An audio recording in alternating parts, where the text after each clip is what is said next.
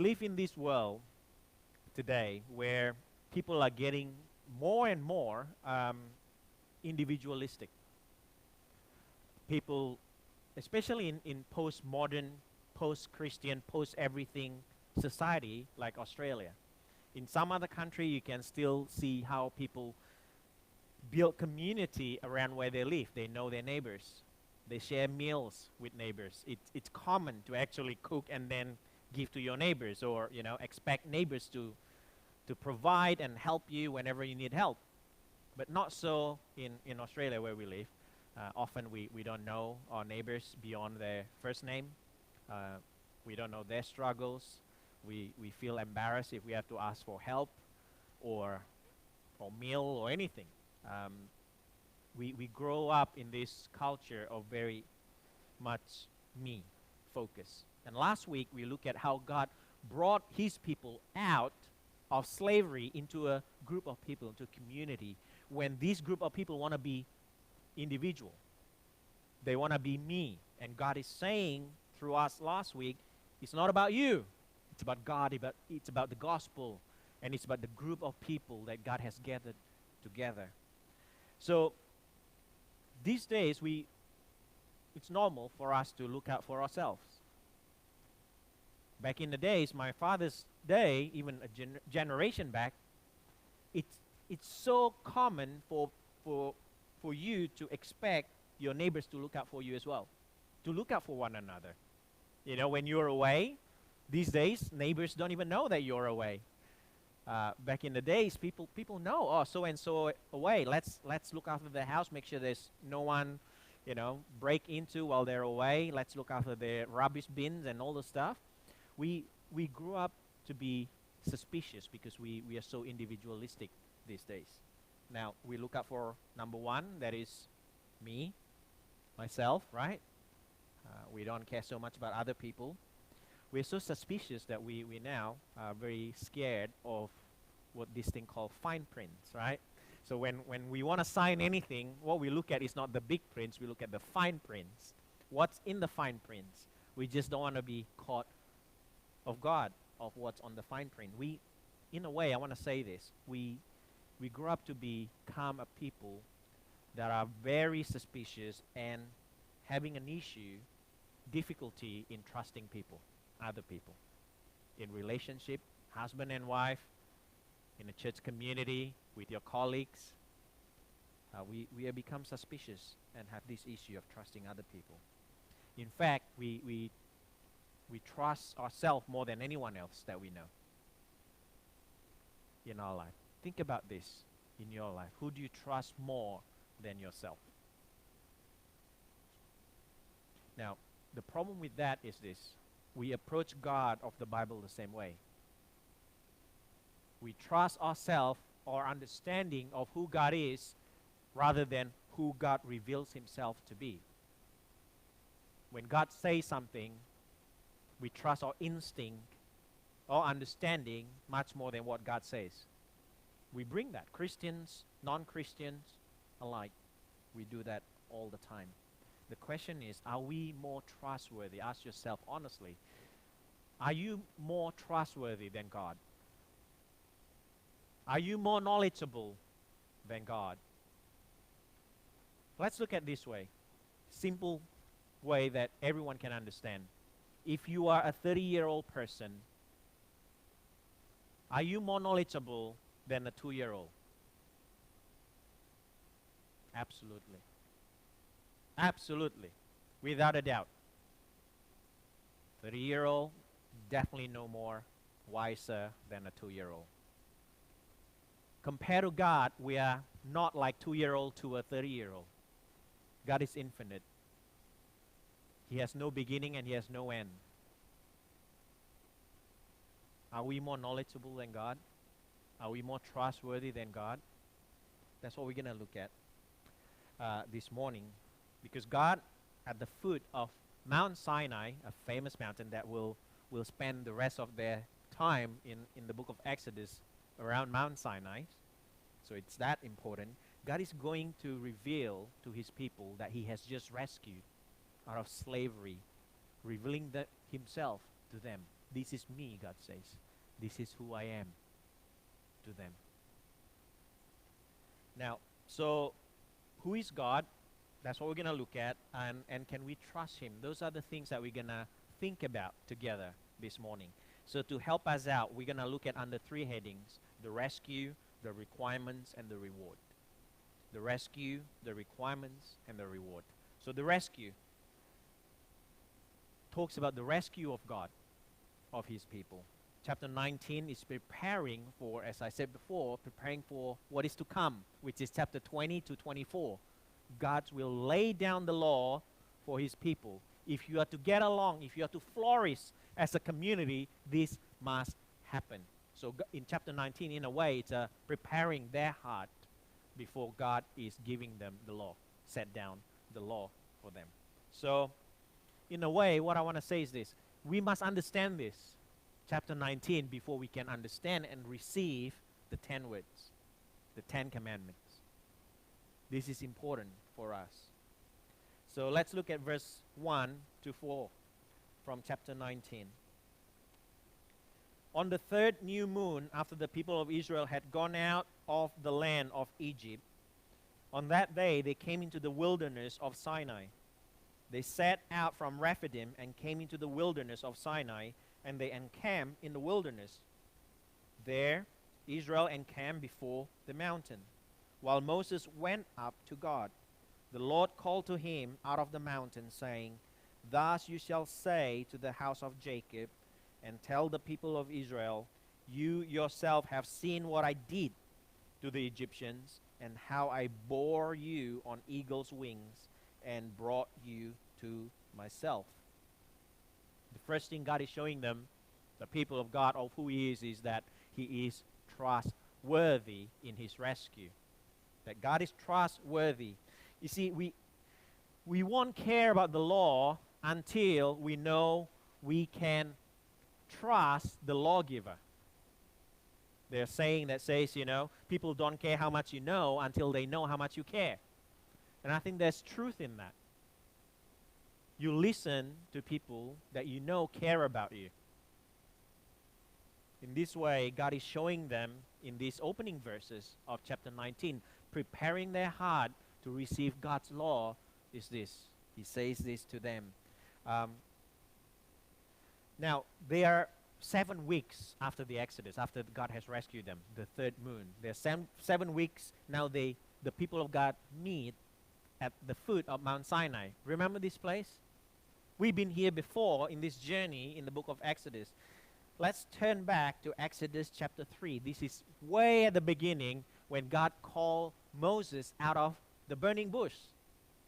This is what God says. This is when Moses don't believe he could do it. Okay? God says this to Moses, But I will be with you, and this shall be the sign for you. What is the sign? That God is with Moses, that God sent Moses to lead God's people out of slavery.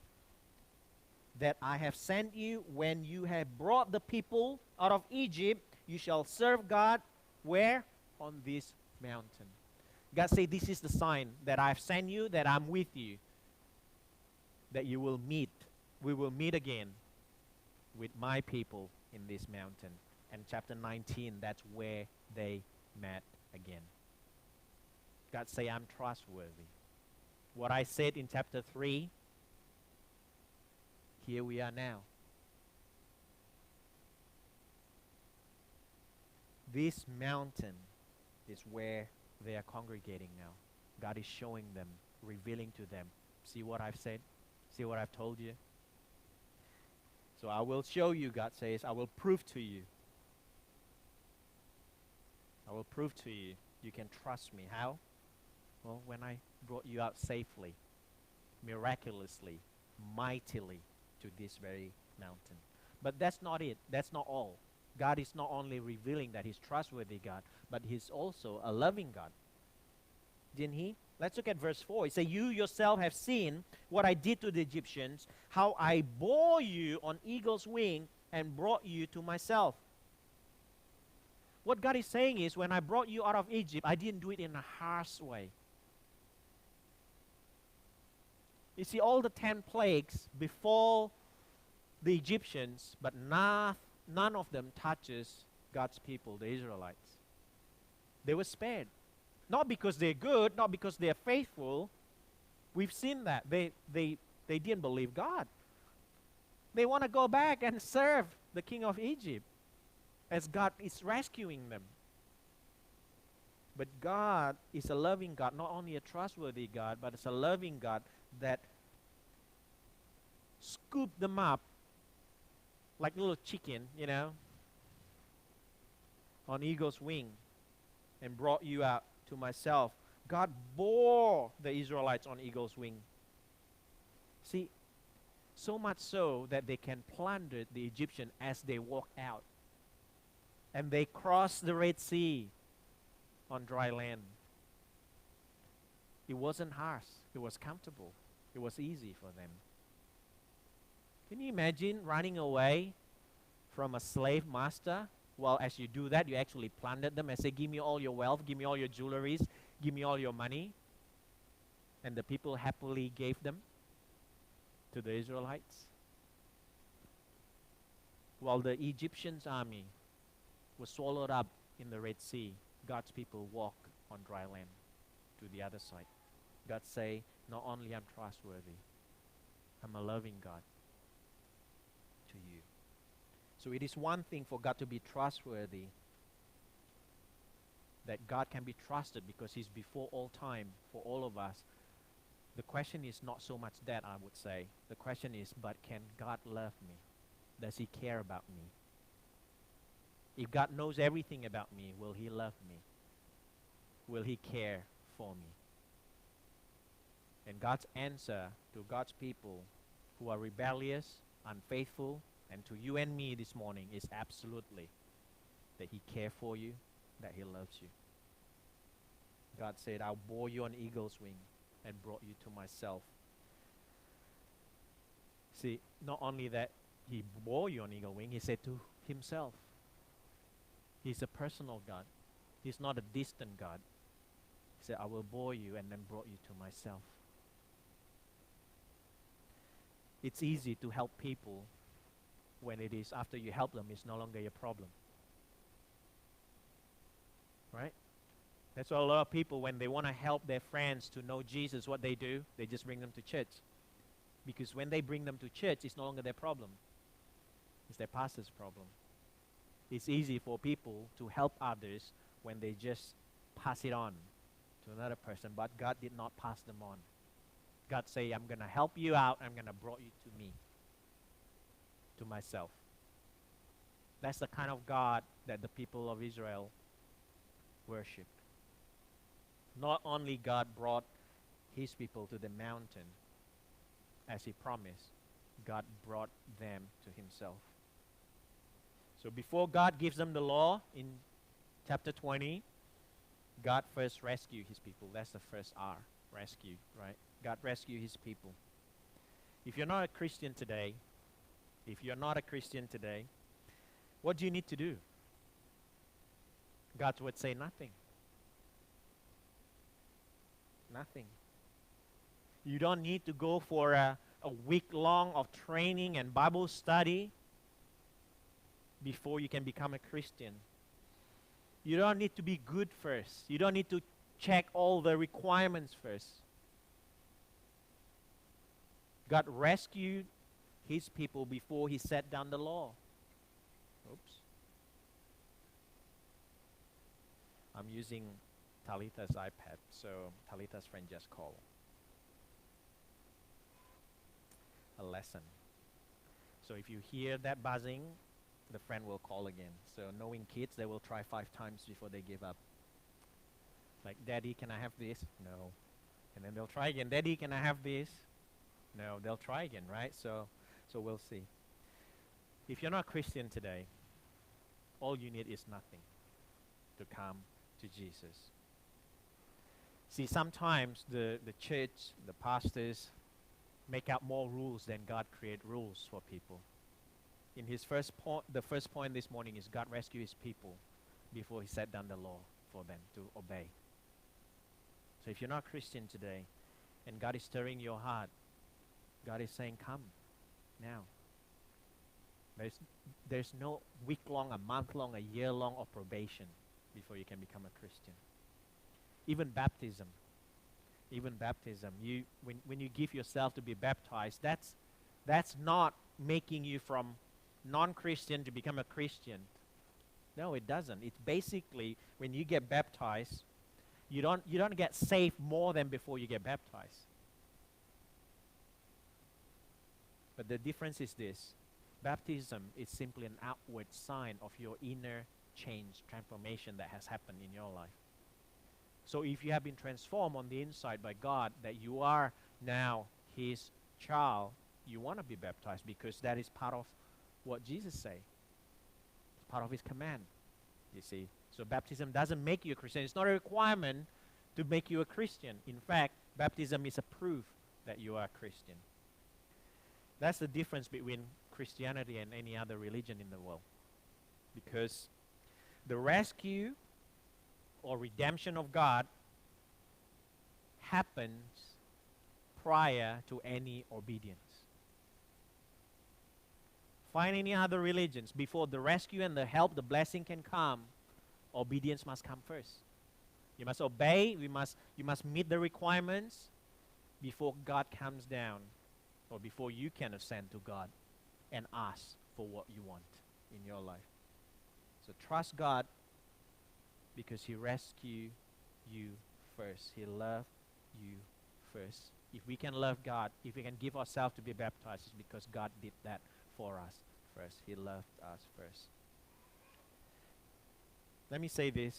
Human being, you and I, we are very good against other, versus other animals. God's creation. We are very good at survival, if not the best at survival, because we trust ourselves. Our trust in ourselves really keep us alive in this world. Now, and God's people knows that from their harsh living in Egypt, they learned that and they brought that into this new community that God had brought them into. But the Bible teaches us, while you may be good, while they may be good at navigating their lives on how to be a good citizen, how so that when you enslave yourself, like the people of God in Egypt, while you enslave yourself to the king of Pharaoh, how can you try your best to not get killed? They're very good at that. Yes, they get beaten, they get whipped, but they know how to manipulate, how to work within the system so that they can survive under that. And they're happy with that. So that when God take them out of slavery and God say, now you are free people, they don't like that. Because now they have no control. Do you see that? When you are enslaved, when they're enslaved, at least they are in control. Now that they are free people, they have no control. All the controls belong to God. And Christians, we don't like that. We don't like that at all. We don't like to think that we have no control of our lives because we are individualistic people. And that's what God is showing them. If you are to be a worshiping community, to be this new nation I'm calling you, you got to get rid of your sense of independence, of control in your life. You must trust me. The reason is this, because whatever it is that you trust in your life more than Jesus, more than God, that thing will eat you alive. That thing will disappoint you. That thing will kill you. Whatever it is, anything that you trust more than Jesus in your life, it will let you down. Some people trust their parents more than they trust God. Others trust their children more than trust God. Some other people trust their bank account more than they trust God to provide for them.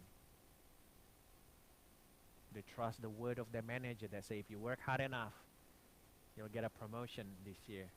They trust that words more than they trust God. whatever it is that you trust more than God, they are your God. Little g God. They have controlled your life, they have enslaved you.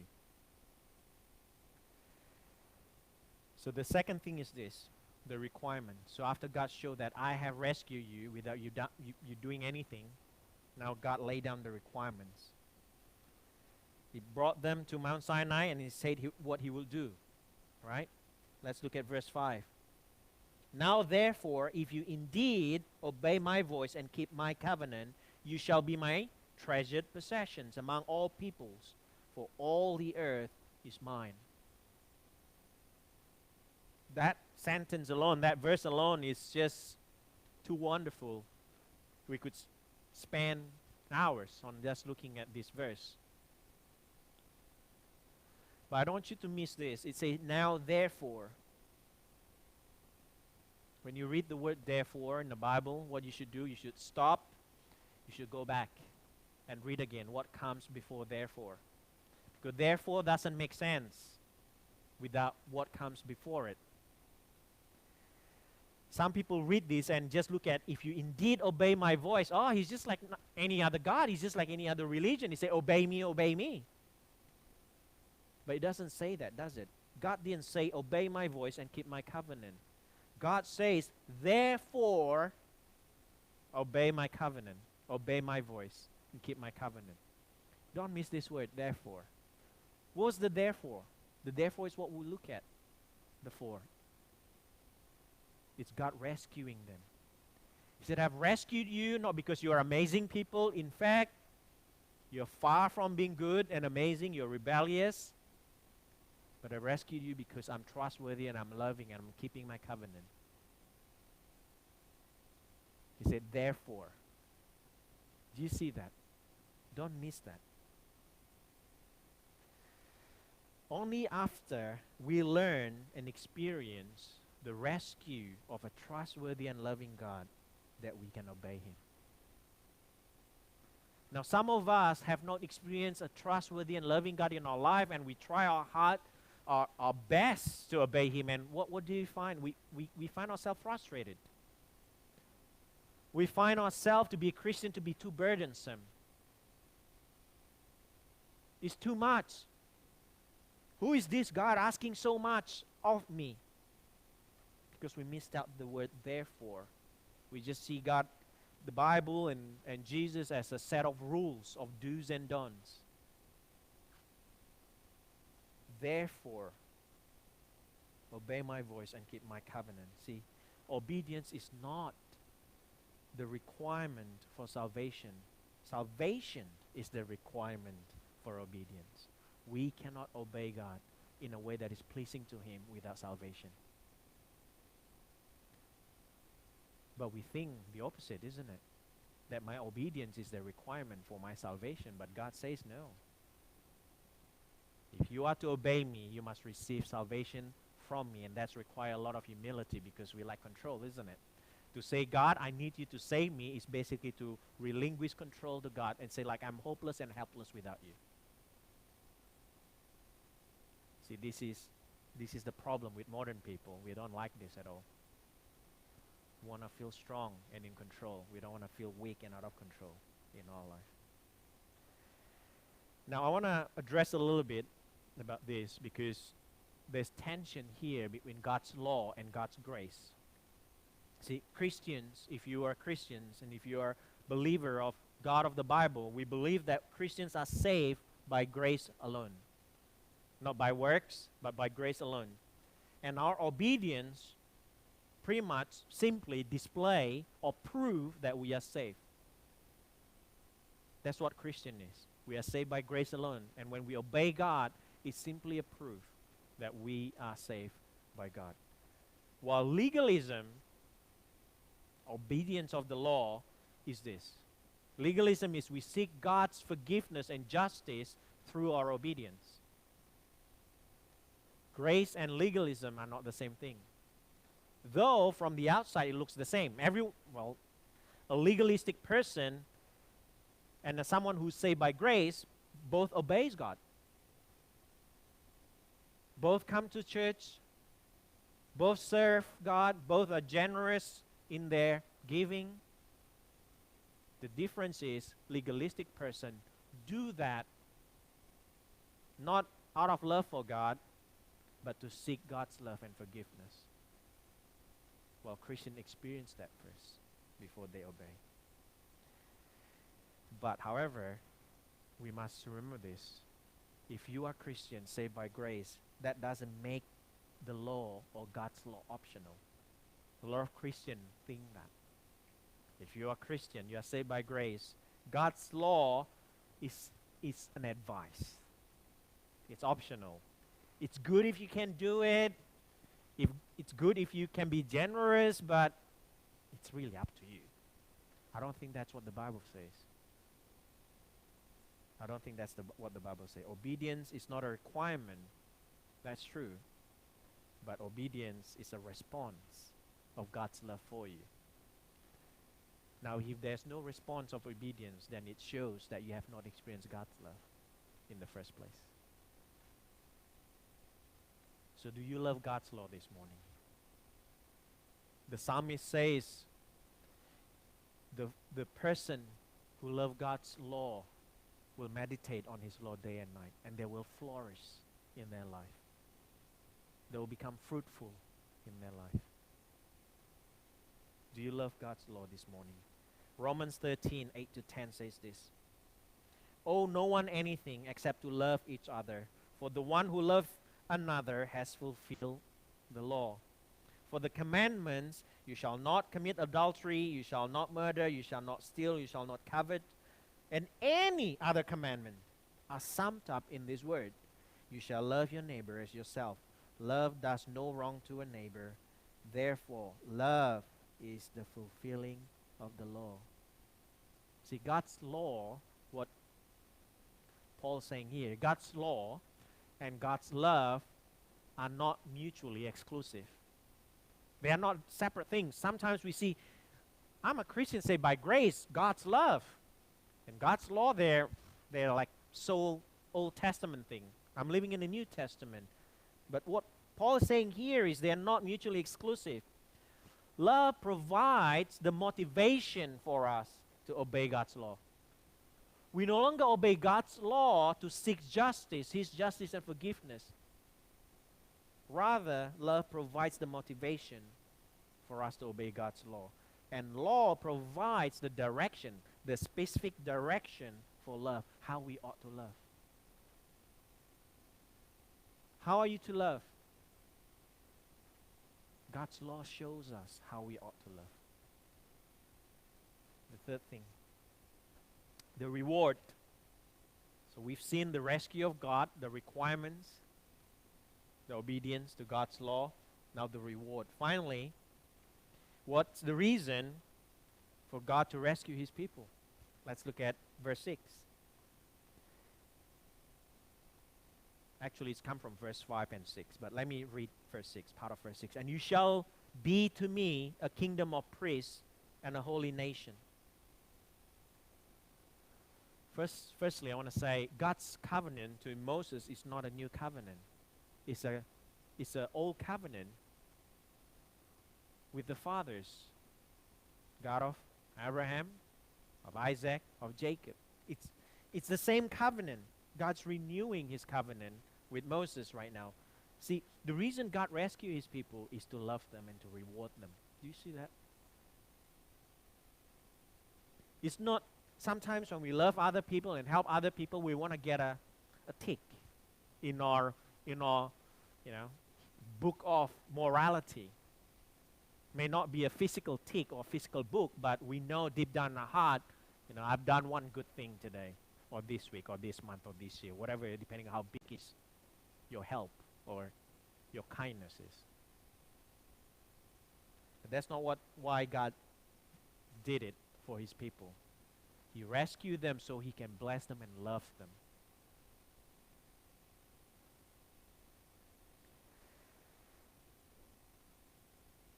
The first thing in verse 5 it says is that God will make them, if you obey me, if you hear my voice and obey my covenant, I will make you my treasured possession.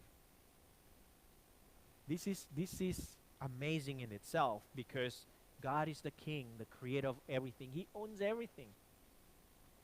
He owns everything. So what does this mean then? What does this mean that God will make his people, you and I, Christian, to be his treasured possession? What does it mean? God owns everything. It means this.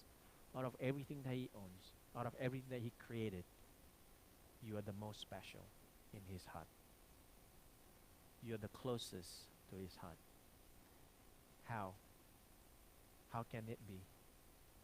If you obey my voice, God says. If you keep my covenant. Now these nations, he say like, I will make you a holy nation. To me, you will be a kingdom of priests. This is a nation unlike any other nation.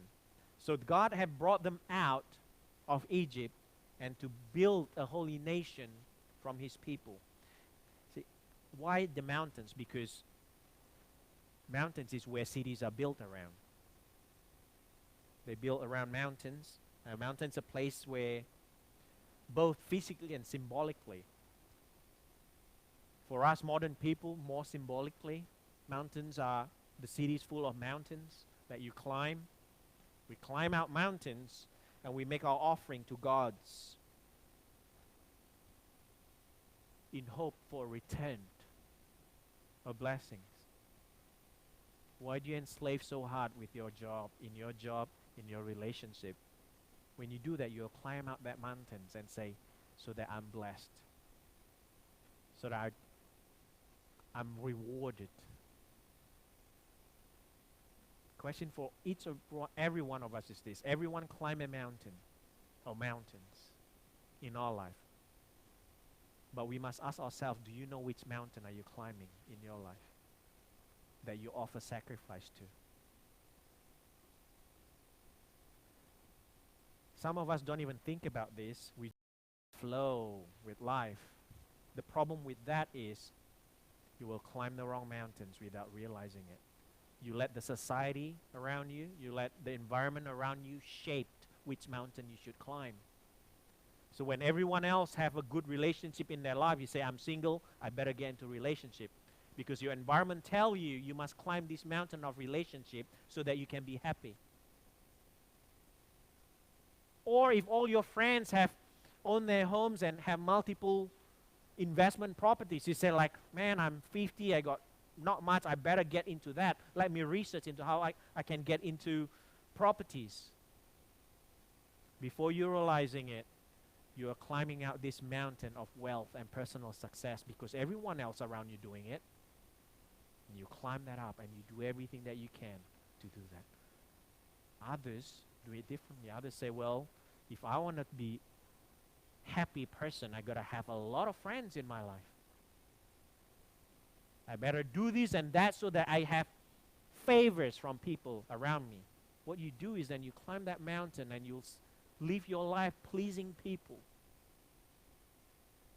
so that you are accepted because everyone else around you like that. Say, that must be a good thing. But God shows them there's another mountain that is more important than any other mountains that the world offer you that you should climb up to, that will not let you down, that will not kill you, that will not exhaust you. This is the amazing thing.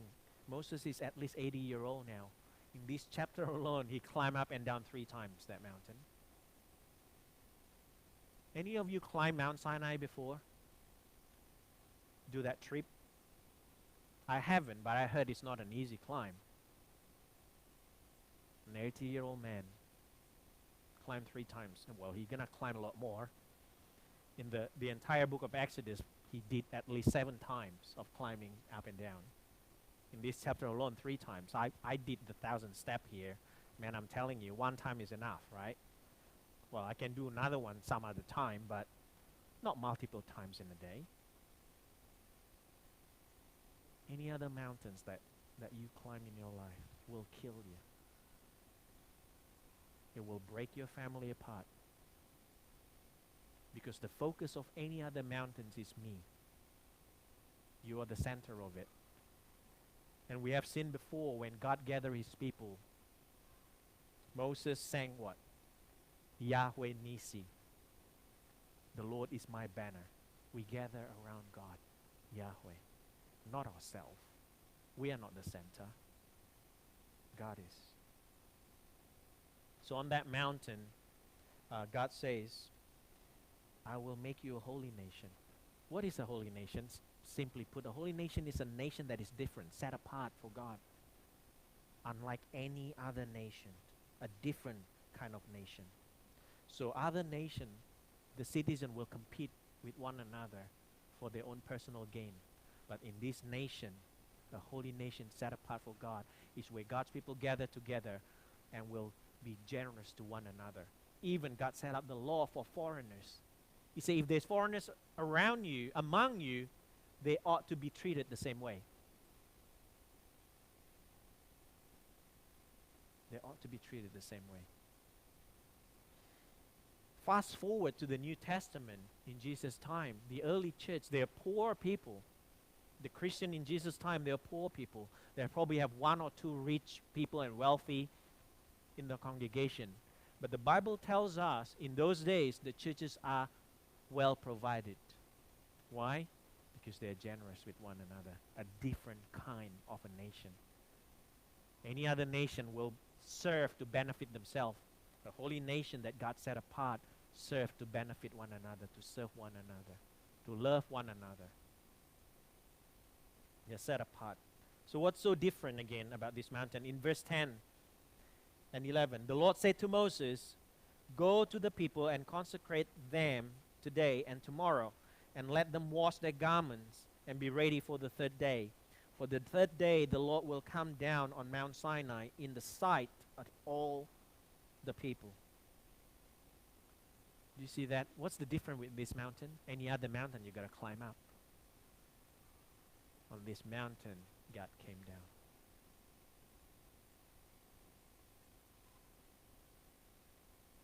There's no king in the world that when they want to meet their citizens, they say, well, I'll come to you.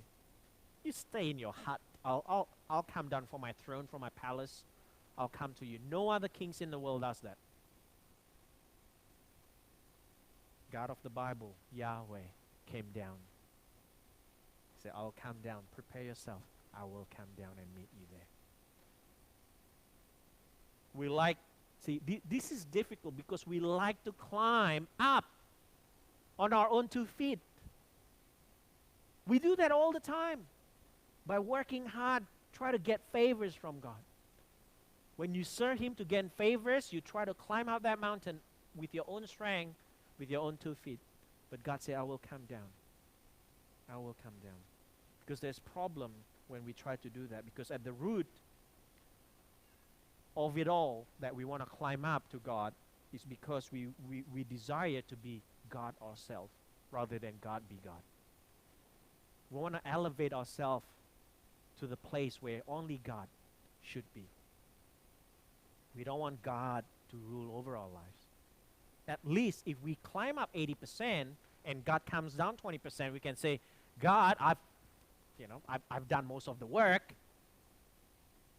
I make your job easy, God. I come every Sunday. I help set up the chair. I help prepare food for morning tea. I help my pastors move house. I help you, God. So if I'm blessed, like I've done 80% of the work, perhaps even 50-50. If you meet halfway, say, God, I've done half of the work. Because we do not want God to rule over our lives completely. So when you look at your life, you say, okay, you segment your life, relationship, family, career, wealth, whatever it is, right, in your life that is important. You say, God, you can have this side of my life here. But this part, I'm going to look after this part for me, myself. Stay out of this room in my life. See, the Bible tells us that your life is a temple of God. He purchased you with His own blood. When God comes into your life, He's not a guest. Sometimes we like to treat God as a guest, even honored guest. In your room, you have a special room. I know my pastor in Sydney honored his pastor when his pastor come from overseas to his house, my pastor always let his pastor sleep and stay in his master bedroom. And my pastor will move out in the guest room. Even honored guests, we would treat that way. But Jesus say, when he comes into your life, he has purchased you with his blood. What does that mean? It means this. He's not a guest anymore. He's the owner of your life. Because if it's a guest, you can come, you can sleep in the master bedroom if it's an honored guest, but you cannot start renovating. You don't start going to someone else's house, even though they give you the master's bedroom, to stay and sleep in. You don't start painting the walls. Oh, I don't like the color of this wall. You start painting. So, oh, I don't like these paintings. You put down the painting. Oh, I don't like the orientation of this bed. You change it, or you say, I'm going to change this bed. I don't like the mattress. I want to tuck this out. We're going to get a new one. You don't do that. And that's what we did with Jesus in our life. When Jesus started to tweak our hearts and try to renovating our lives, we say, we don't want it, Lord. This is too painful, because we treat Jesus not as the owner of our life, but as an honored guest in our life. We give him a room, say like this room, feel free. It's en suite, just enjoy. That's not how we treat God, but that's not how God is. Because we like to climb with our own 2 feet. We don't like God to control over our lives completely. And this is not our problems today is not new, right? Your problem and your struggle today is not new. God's people in those days struggle with the same thing. But even before this, in the book of Genesis 11, the story of the Tower of Babel, the same thing. What happened there is this. Genesis 11 verse 5. And the Lord came down to see the city and the tower which the children of men had built. What they do, before that, let's look at what it says in verse 3 and 4, so that verse 5 makes sense.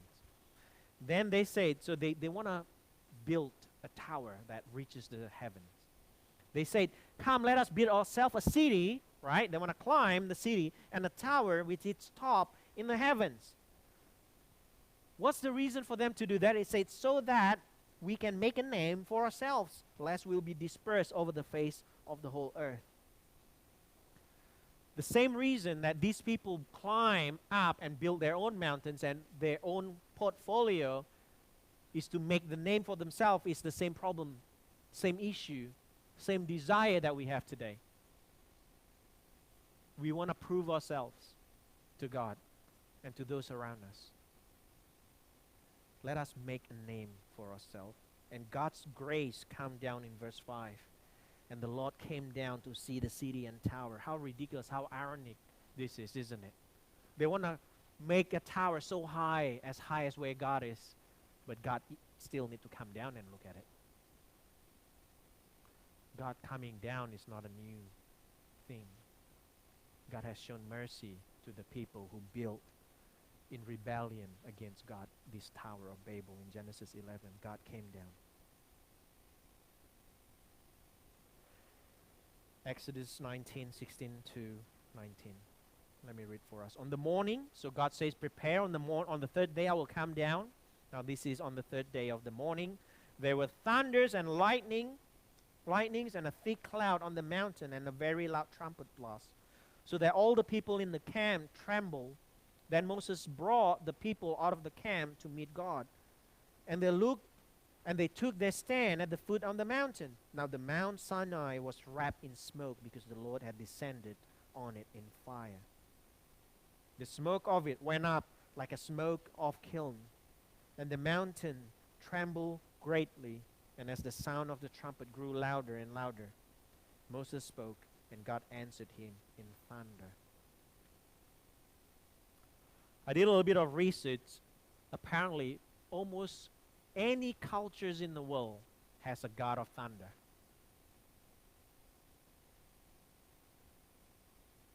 We probably know the famous one, Thor, the god of thunder, right? But in the Bible, Baal is god of thunder. But then as I look deeper and more into this, pretty much any culture in the history of humanity, they have god of thunder. in Southeast Asia, in America, in North America, modern and old, they have this God of thunder. This is why this is important. God came down as a thunderous God to his people. This is to prove that any other gods in your life is nothing compared to our God, who descended from heaven down to you. But there's a problem with this God of thunder, you see. In verse 21, and the Lord said to Moses, said to Moses, go down and warn the people, lest they break through the Lord to look, and many of them perish. This is a problem, because if they come to God of thunder, they will be killed. So God says to Moses, Moses, go down and just sort your people out so that they won't be killed. We like a tame God, don't we? The reason we want to meet God halfway, or we go 80% and God do 20%, is because we want a tame God. A God that we can control, a God that we can dictate, rather than a God that tell us what to do, that rule over our lives. But the God of thunder says, you cannot control me. Sometimes we miss this part of our God, that he's a holy and righteous God. And we treat God like our buddies, like our best friend, like our mate. But he's not. He's a consuming fire God. He's a God of thunder that if we are not careful, will be consumed completely. Now, the author of Hebrew comment on this chapter. So Hebrew 12:18-24 explain this chapter to us. For you have not come to what may be touched, a blazing fire and darkness and gloom and a tempest and the sound of a trumpet and a voice whose words made the hearers beg that no further messages be spoken to them, for they could not endure the order that was given. If even a beast touches the mountain, it shall be stoned. Indeed, so terrifying was the sight that Moses said, I tremble with fear. But you have come to Mount Zion, to the city of the living God, the heavenly Jerusalem, and to innumerable angels in festal gathering, and to the assembly of the firstborn who are enrolled in heaven, and to God, the judge of all, and to the spirits of the righteous made perfect, and to Jesus, the mediator of a new covenant, and to the sprinkled blood that speaks a better word than the blood of Abel. So what's this chapter about? It's about this.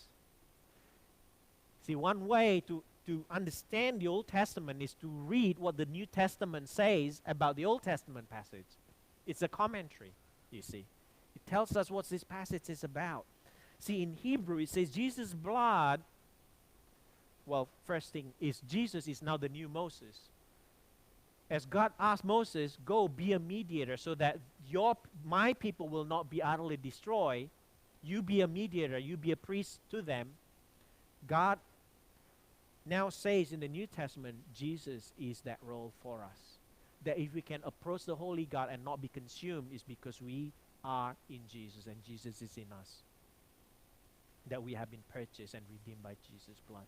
And he says about Jesus' blood, not only that Jesus is a better Moses, that Jesus' blood is better than Abel's blood. Remember Cain's and Abel's story in the Old Testament? Abel's blood crying out from the ground. What's Abel's blood crying out for? Vengeance and revenge. That's what Abel's blood crying out for. But the author of Hebrews say Jesus' blood is better. Why? Because Jesus' blood cries out not vengeance and revenge, but it cries out forgiveness and mercy. We will have no hope today if Jesus' blood cried out for revenge. We'll be utterly destroyed this morning. But Jesus' blood cries out forgiveness and mercy. You cannot come near God, a holy God, the God of thunder, and live You just can't. He's a holy God. If you come to him, we'll be consumed completely. If we can come to him this morning, because he came down to us and died for us. Instead of you and I die, Jesus said, I'll take your place. I'll die in your place so that you and I can come to the mountain of God this morning and live. Hebrews 12. Now, scroll down a few verses. Verse 28. Therefore, let us be grateful for receiving a kingdom that cannot be shaken. See, the mountains that you climb, they will topple.